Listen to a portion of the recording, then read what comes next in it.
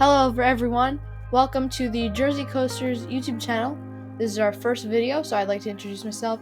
I'm Ryan, and my brother Dylan is also part of the channel. Hello! And today, we're going to be ranking all the roller coasters at Six Flags Great Adventure, which is our home park.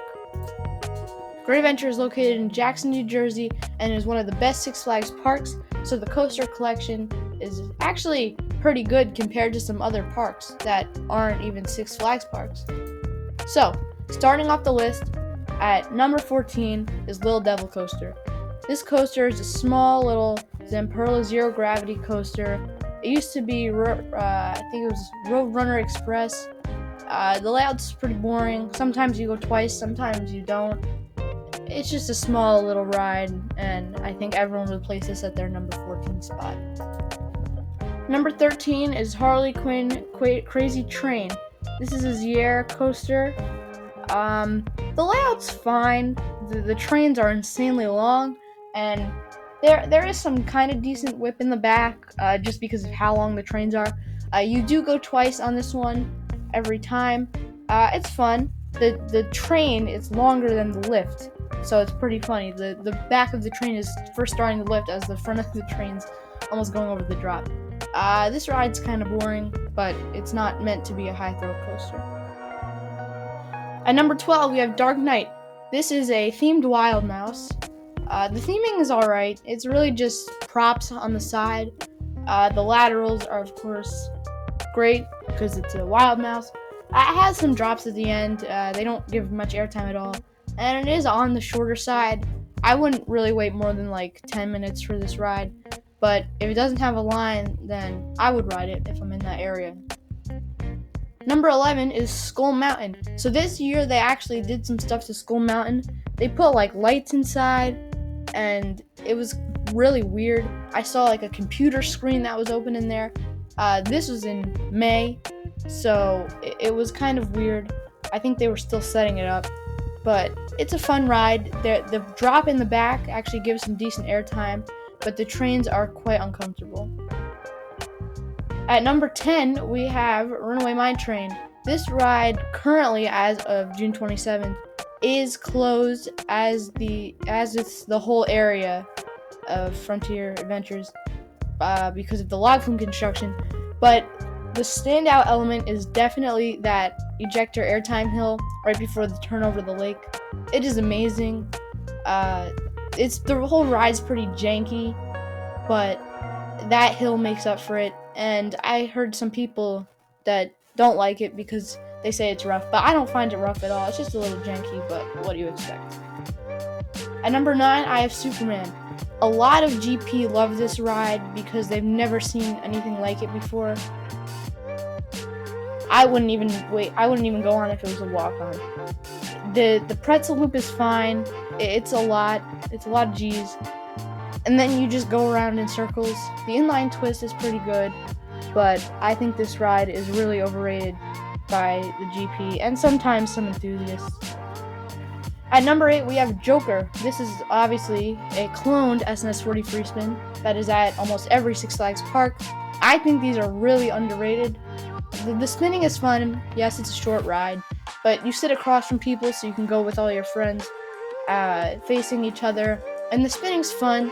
Don't go on it if you get dizzy really easily. But I think it's a fun ride, and I think it's very underrated. At number 7, we have Green Lantern. This ride is also incredibly underrated. People hate stand-ups. Yes, they hurt a little bit. The layout has a lot of positives. Jeez. But the drop off the mid-course is amazing. There's that little bit of airtime throughout the layout towards the end. And if you can look past the aspect of that it hurts a little bit and the little bit of headbang, if you keep your head forward, it's really not that bad. And I think a lot of people skip this because of its reputation, but I think you should give it a try if you go to this park. Number 6 is Medusa. This ride was turned into Medusa a few years ago. It was originally Medusa, and then it was Bizarro, and then it was Medusa again. Ride this in the back. The Zero G roll is best part.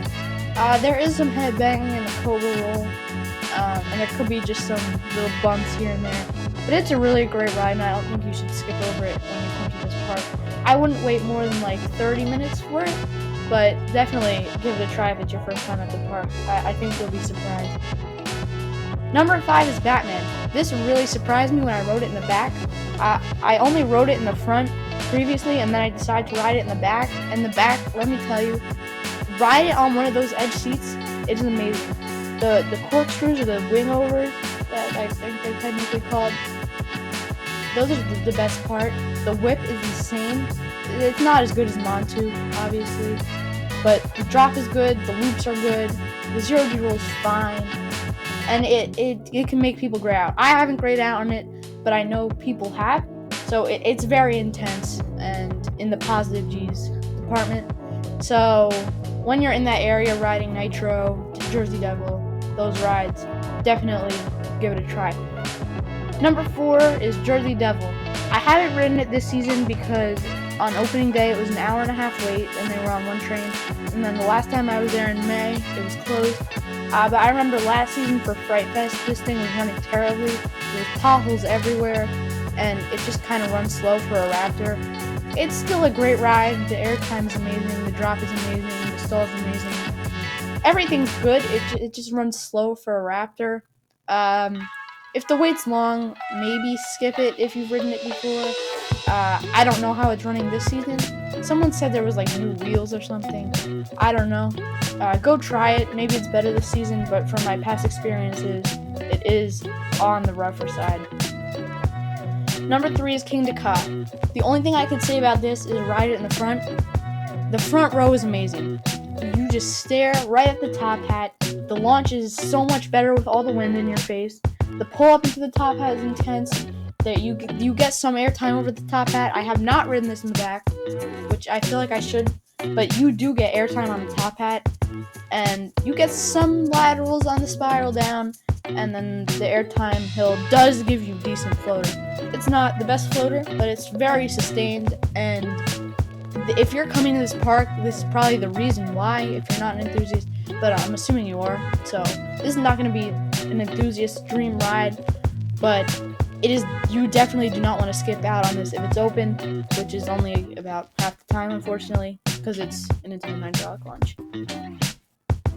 Number 2 is Nitro. This is a very underrated B&M Hyper.